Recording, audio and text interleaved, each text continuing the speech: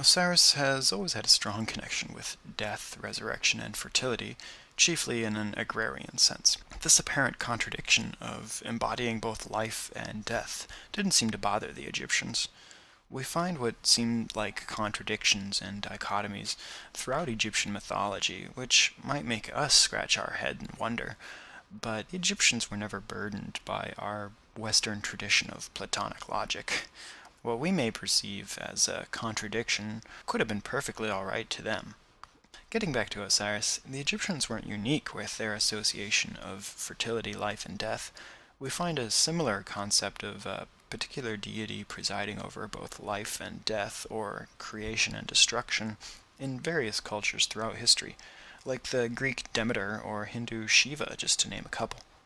After Isis gathers up and puts together all those pieces of Osiris's dismembered body, Osiris essentially becomes the first mummy, and it's in this state that he's almost always depicted, all tightly wrapped up.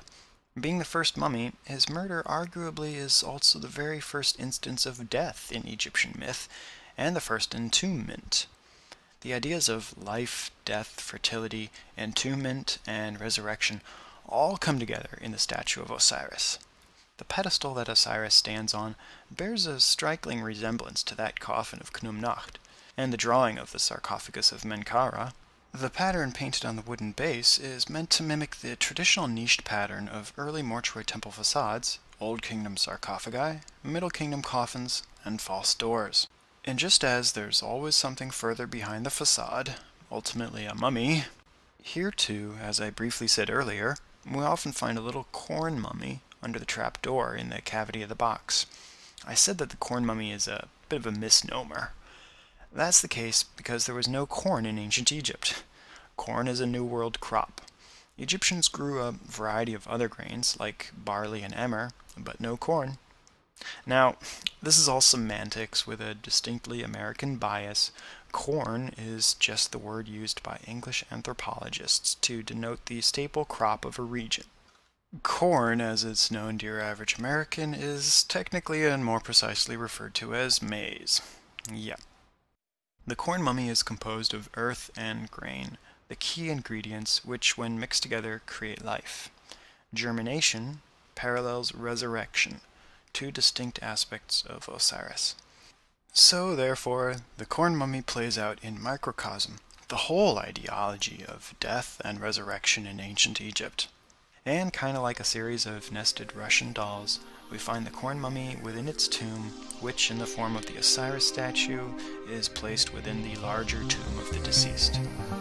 How do you like them apples? As always, I encourage you to check out the website, scarabsolutions.com. If you're listening to this podcast in iTunes, you can just click on the link in the artwork display. I've added a couple of useful links on the website. One to the Museum of Fine Art in Boston, which I talked about last time. The MFA has a great online database that lets you browse or search over 1/3 objects in its collection, and their collection of ancient art is something to be envied. I've also added a link to the Met's online collection, where you'll find the Coffin of Khnum-Nakht and a gazillion other works of art. And in a year or two, the Art Institute may also begin to participate in the 21st century by putting the bulk of its collection online in a searchable database with images. I've also added a new section to the Scarab Solutions website featuring links to a few of my other favorite podcasts, which of course I highly recommend, including the Art Institute's new Musecast. So check it out, or just search the iTunes store for the Art Institute of Chicago. Thanks for listening to the Scarab Solutions Ancient Art Podcast, and we'll see you next time.